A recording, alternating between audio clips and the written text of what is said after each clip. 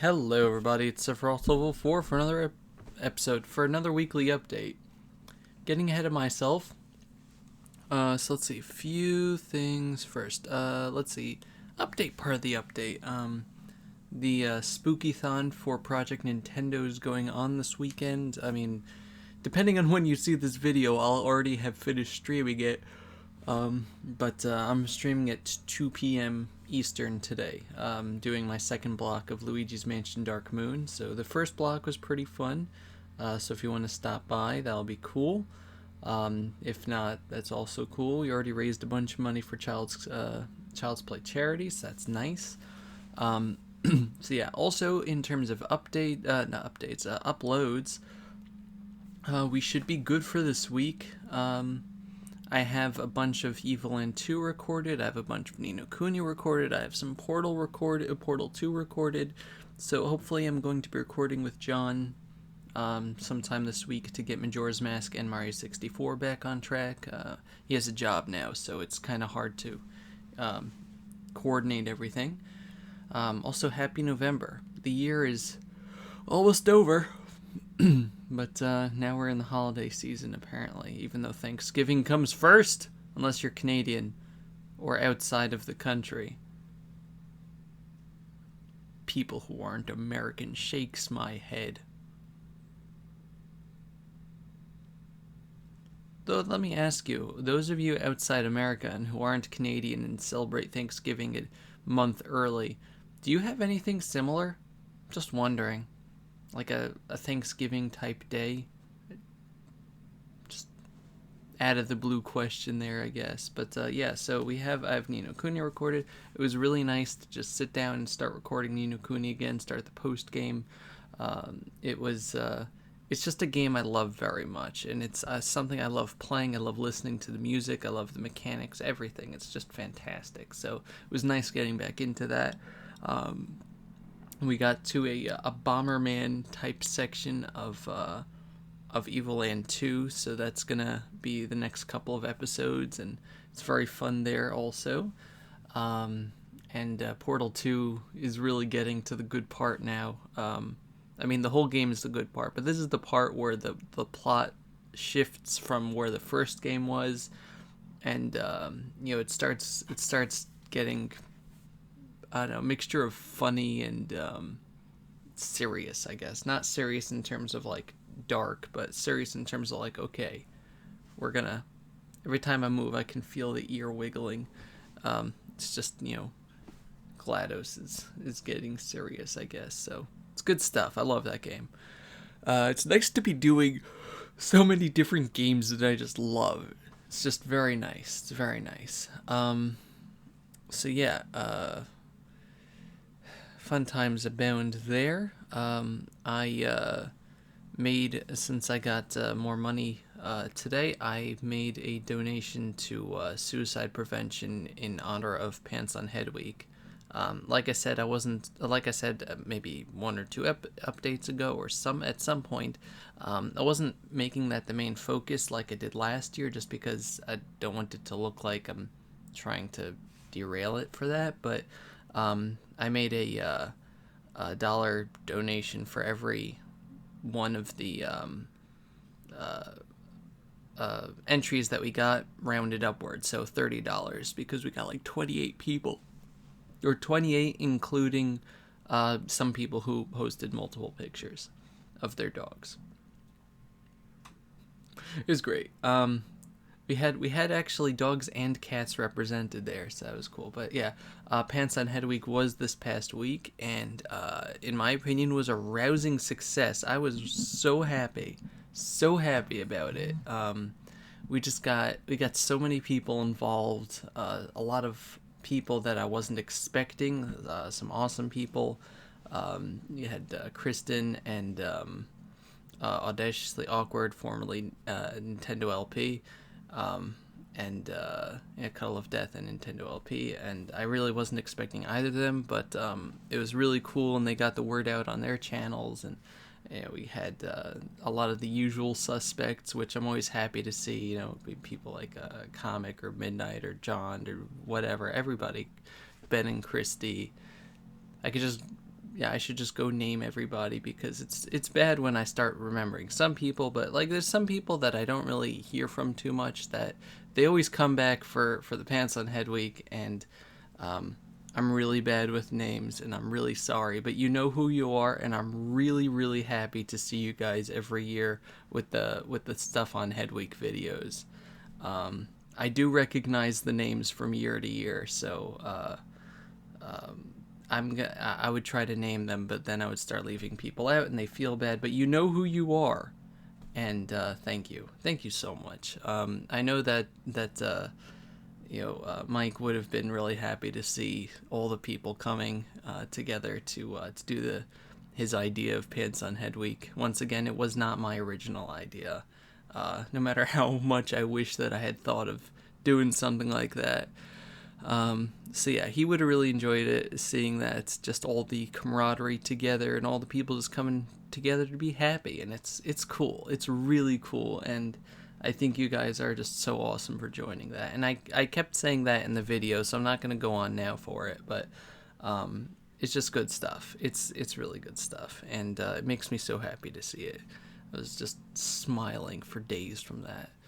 So yeah, I guess get started on Box on Head Week, which always comes out starting the day after Christmas, going till New Year's. So look forward to that. Get your boxes ready. You know you want to join. People have suggested doing like themed months of blank on Head Week, and I would do that if I could think of a different thing for every month, and if I thought that people would actually join in on that, because I think that people join in the Box on Head Week or the Pants on Head Week because it's like something that only happens once a year. It's special, and if we had it every month, I don't know if that would dilute the majesty of the day, but you can let me know what you think. But yeah, so fun times there. Let's see, we got a Poke Crate this past week, so the video went up for that. I was supposed to have a Halloween Let's Create, and it was really gonna be a big thing, and it was gonna be a whole long episode, and we recorded it. My little brother and I recorded it, and I was using the wrong microphone. I was using a stupid internal microphone here, which I've worked through in the past when I've accidentally recorded that way, but for some reason it was like worse than normal. It didn't pick up my little brother's voice at all. It only picked up mine, and it just cut his out, and I don't understand why. So I might attempt a little bit today to work on it, but most likely what we're going to do is cut the episode up into individual creations and upload it over the course of the week or something, and just do a post commentary on each. But yeah, so I do apologize for that, because I was really looking forward to that, like just doing something with Let's Create that's special, because it is a special series on this channel. It's the only reason why I have more than, I would say, 500 subscribers right now. And although like subscriber counting isn't necessarily a good thing, it's still something that exists. The number is there whether you place importance in it or not, and I'm very, very well aware that the only reason why my channel has had any success at all was because of the Let's Create series. So I like doing special stuff for it. And, I have a lot of people that have been dedicated fans that have just stuck through it through was it 2 years that it's been in existence at this point. So, I just want to keep that going. And hopefully I'll be able to. But, over the course of the week, I'm probably going to upload the videos, and we'll see how that goes. Last week I had to get a root canal on one of my teeth, because I don't know if I probably talked about it in the video, but I was in horrible pain for a week and a half, because one of my teeth is essentially hollow on the inside. Right now, I can't really see it. Right there, It's like a little crater with cement on it. I'm waiting for authorization to get a crown for it. But yeah, it's bad. But it was essentially hollow on the inside, and the nerve was exposed, and that was making my entire jaw inflamed and in constant pain. I had to be on some of the really, really heavy painkillers, like not like ibuprofen, Advil or Tylenol or any of that, but the ones that like put you on Mars, and it wasn't very fun. I'm actually still suffering from that because I was on those painkillers for 2 weeks straight, and they're not, I guess narcotic is the word. They are habit forming. I don't know. You get withdrawal when you just get off of them, which I was able to go right off of it right after the root canal pain was entirely gone. It wasn't even like sore a little bit from the root canal itself. They did a perfect job. Like the jaw, like over here was in pain all the way down to the front here. It's all gone now. So that was really nice. But yeah, so over the past week, if I seemed a bit morose on Twitter or whatever, it's because looking back, I was going through painkiller withdrawal, and I wasn't, it was not getting that feeling from it anymore. So yeah, it's very dangerous. On one hand, it's nice to be able to take a medication that takes pain away. On the other hand, it's not nice to realize that a dependency can form, whether it's psychological or physical. And yeah, I usually don't have that problem. The last time I had to use those painkillers was before I got my spinal surgery 2 years ago, over 2 years ago now. And what broke my dependency on that was the surgery itself and being in the hospital, and recovering. And I didn't have to take the painkillers anymore after that, but just the hospital essentially helped wean me off of that. So I didn't have to experience the withdrawal there, but it's a very real thing, and it's just something you guys gotta think about when you're taking medication and stuff, or even food or drink. I mean, I'm addicted to coffee. I'm very well aware of that, but I have tried to get off of coffee, or caffeine in general, and it has not been pretty. But in my opinion, it's one of the lesser evils in terms of addictions. Some people disagree with me, but yeah, so I don't really try anymore to get off of coffee. I just let it go with that. And it hasn't been negatively affecting me. It helps me focus and keep awake and things like that. And I enjoy drinking it. It's not just like a crutch for me. I actually enjoy the taste of coffee, unlike some people who just use it like, I gotta use it. So yeah, there's me rambling about addiction. Yeah, there's also stuff like random things that pop into my head over the course of the week that I want to talk about on the weekly update, but I just always forget it. My hair is very thin. It's been like, it growing slowly now, but it's just very, very thin on the top, and that's because of not genetic. Just the chemo has completely killed my I guess hormonal system, and we're trying to get that fixed. I saw an endocrinologist recently, and we're trying to work on that. But until then, my hair is going to be thin, and it's not for me to complain because it's better than having nothing. But I miss my old hair still. I really like being able to just brush it back now. It's very thick in the back over here. I mean, it's just like all poofy and everything. But I enjoyed my hair of old, of being able to style it around, and it grew pretty fast also. So but yeah, that's me being impatient. That's what happens when you're healthy. You get very impatient. Not fully healthy yet. I'm still on the chemo and everything, but it's certainly better than I have been. So I can't complain. I can just grumble, I guess. Also, I don't know if I pointed out, I got new glasses. Nice stuff over here with the silver frame. I really like the silver frame over there. The only thing that annoys me is that since it's thick over here as opposed to the thin one that I had before, if I could just find it, this might be it. Yes. See the thin frames I had before, very thin frames. When I put my headset on the Sennheiser, it pushes the frames up against my ears, and since they're thick, it after a little while it starts really hurting. So I have to do something about that.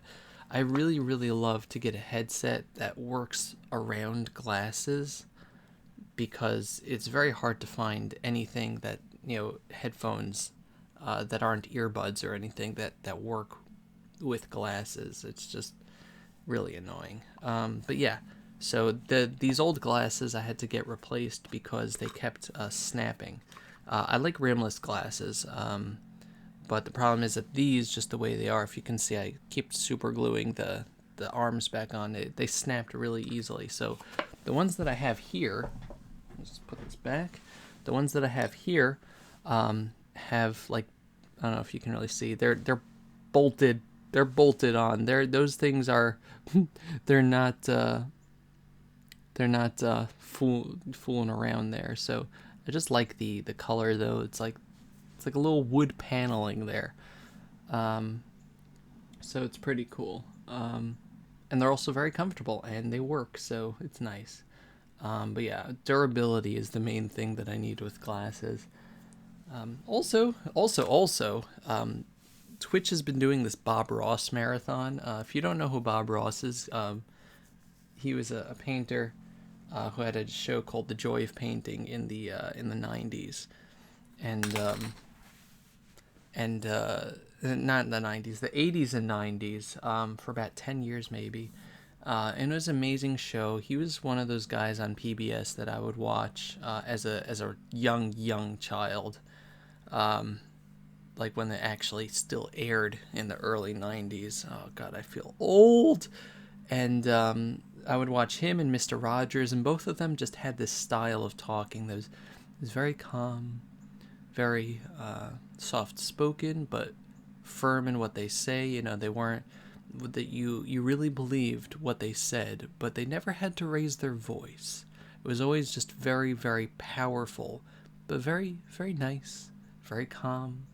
Everything is happy, it's nice, and that's what I grew up with. I grew up with people like that on TV, and I think it really turned me a lot into the person that I am, or at least the person I want to be, the nice person.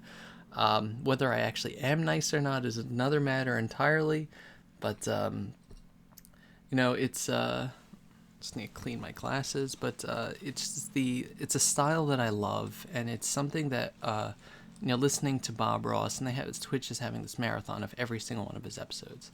It's great. Aside from the fact that I want to try his painting style at some point, and it has influenced me in the past to make some nice things, but it's just it's a voice of nostalgia for me.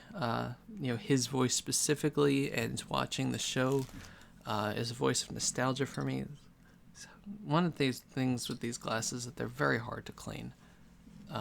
So it's a thing of nostalgia for me. It's something I can listen to that will always calm me down, and it's something to treasure. It's really something to treasure, having something to listen to, whether it's someone or something, a piece of music, a Let's Play or TV show or whatever, anything really, that gives you that feeling of nostalgia, that reminds you of better times, of times in your youth when things were happy, when things were calm, when things were nice. It's a voice of safety and comfort, and that's really what he is. And it's really nice to just watch the Twitch stream. There's over 50,000 people. I think it peaked somewhere around 62,000. It was most watched thing on Twitch, which is really cool. It's this year's Twitch Plays Pokemon. But just, it's been really nice to watch him the past few days, and just recall the nicer times, and it's something that I treasure. Being that just being able to listen to that. So yeah, I guess that's about it for the weekly update. It's always been like rambling and things, and I don't want to make this too long because then you're not gonna watch it.